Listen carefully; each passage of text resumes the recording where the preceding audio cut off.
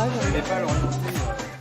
Ah, Laura est passée comme une tornade de bonheur et de sourire, ça fait du bien. Alors, cette année, Marie, bonjour, c'est le 50e anniversaire de mai 68, ça nous le savons, on ne cessera de le répéter encore au moins pendant un mois, et on y reviendra régulièrement, effectivement, dans différentes rubriques. Mais vous allez nous parler d'un projet utopiste qui est né, lui aussi, il y a une cinquantaine d'années, mais juste avant, quelques semaines avant les événements qu'on connaît. Oui, tout à fait. Alors, ce projet, en fait, aujourd'hui, il existe toujours. On va dire qu'il est même en résistance. C'est un rêve qui... C'est la cité idéale. C'est la cité idéale. C'est Auroville. Auroville. La ville de l'aurore. Cette ville, il faut savoir qu'elle se situe donc dans le sud de l'Inde, près de Pondichéry. Et c'est une ville qui aujourd'hui est protégée par le gouvernement, par l'UNESCO, mais qui n'appartient à personne en particulier, qui est une cité donc idéale, comme vous le disiez si bien, noyée dans une forêt tropicale où il y a 2500 personnes qui viennent des 4 coins du monde. Et au milieu de cette ville... 4 coins sur le monde. Non, je plaisante. Oh, au moins. Ouais. Voilà, exactement. Donc, ils viennent de partout et se retrouvent là-bas. Et au milieu de cette ville, vous savez, il y a une sphère ronde, dorée, qui est en fait l'âme de l'endroit, qui évidemment est un endroit spirituel, de méditation. Voilà. Cet endroit a été, figurez-vous, fondé, exactement, cet endroit en fait a été fondé merci, Thierry. Par une Française. Et aujourd'hui, c'est un endroit absolument unique au monde. Pourquoi ? Parce qu'il n'y a pas de religion, il n'y a pas de politique, il n'y a pas de nationalité. Et donc vraiment, il y a beaucoup d'amour, évidemment. Et donc, c'est un endroit, évidemment, de spiritualité, mais aussi une base d'expérimentation. Et c'est la présidente d'Auroville France qui nous en parle. Elle a vécu quelques années là-bas, et elle est toujours une aurovillienne de cœur. Regardez.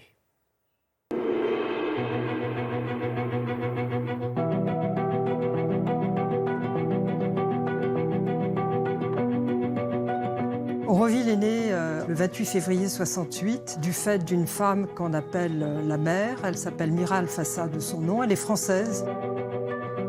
Ça s'est fait sur une dizaine d'années, dans le contexte mondial de l'époque, où il y avait des tensions énormes dans le monde. Et une façon, en fait, de, non pas contrebalancer, mais de donner un côté extrêmement positif à l'évolution humaine, c'était de créer cette ville expérimentale qu'on appelle Auroville.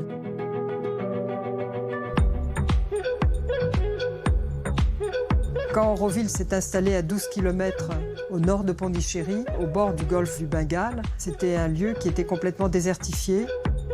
Le premier travail des Aurovilliens a été de redonner de la vie au sol. Il y a eu un travail absolument extraordinaire de reboisement. Petit à petit, il y a eu une confiance qui s'est établie également avec les villages autour qui se sont développés grâce au travail que les Aurovilliens et les Tamouls qui étaient là aussi ont fait ensemble.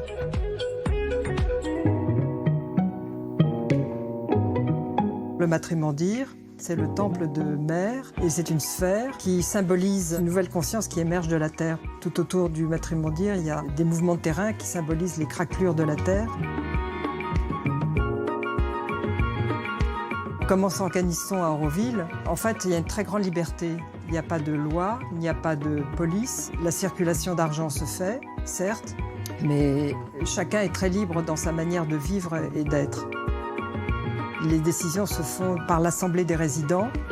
C'est un lieu d'innovation, d'expérimentation autour de l'économie, des expériences éducatives. Il y a bien sûr de l'agroécologie.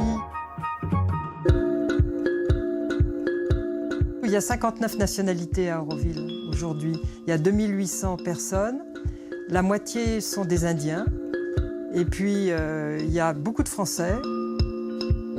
Auroville appartient à un réseau international d'éco-villages, mais compte tenu de sa dimension, du nombre de nationalités, de son propos, ça dépasse largement les objectifs des éco-villages.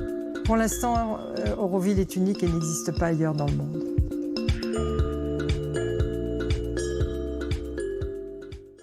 Vous l'avez dit, la présidente l'a dit, on peut y passer, on peut y rester. Mais cela dit, il n'est pas citoyen d'Auroville qui veut, quand même. C'est exactement ça. C'est très compliqué, même, Laurent. Il faut savoir qu'il y a un temps d'adaptation, il faut un an d'approbation, il faut trouver son logement, il faut trouver son activité, il faut Personne vous aide. Mais, si, bien sûr, évidemment que si. Mais c'est vrai que c'est très compliqué. Il fait très chaud aussi là-bas. Les conditions sont quand même sont pas simples. C'est pas des conditions comme ici, évidemment. Vous vivez avec très très peu d'argent. Tout le monde met la main à la pâte. Il y a vraiment, tout le monde travaille aussi. Tout le monde travaille dans la sphère, en fait, dans cet endroit, dans cette ville. Alors maintenant, si vous ne voulez pas y vivre, vous pouvez simplement y passer en tant que touriste. Et puis, c'est un lieu de spiritualité et de méditation. Donc, vous pouvez juste aussi y passer quelques jours. Tous les renseignements, vous pouvez les trouver évidemment à Auroville France, sur le site d'Auroville France. Voilà. Merci beaucoup, Marion.